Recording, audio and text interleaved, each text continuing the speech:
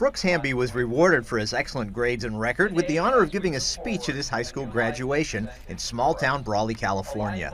But as he and the Liberty Institute lawyers representing him told CBN News at the Values Voter Summit, his school forced Brooks to rewrite the speech over and over again because administrators didn't like his plans to talk about his faith and God in it. They told me that if I proceeded to give that speech that the mic would be cut.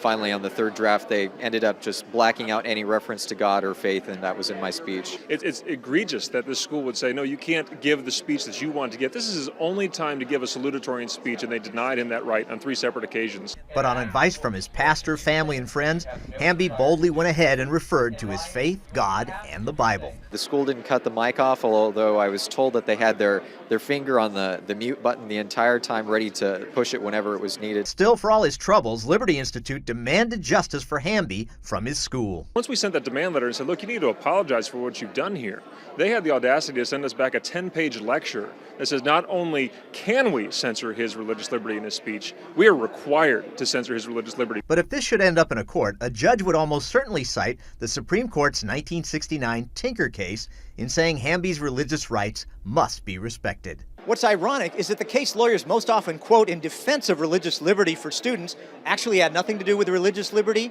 at all. It was about the right of students protesting the Vietnam War to wear black armbands in school. Kelly Shackelford, head of the Liberty Institute, writes in supreme irony about the Tinker case and the brave kids who in the mid-60s faced punishment and derision just for wearing those anti-war armbands after their Des Moines, Iowa schools forbade it. Their case ended up in the U.S. Supreme Court. In siding with the students, Justice Abe Fortas plainly stated, neither teachers nor students shed their First Amendment rights at the schoolhouse gate.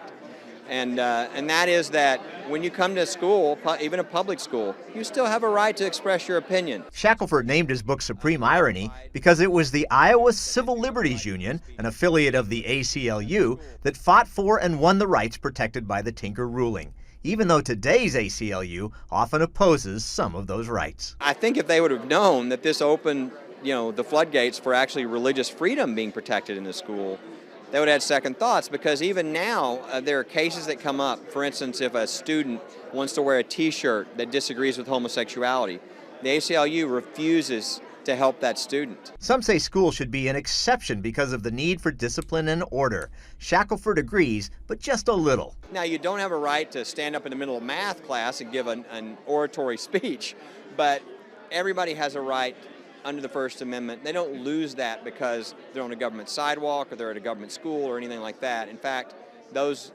areas are areas where it's the most fully protected.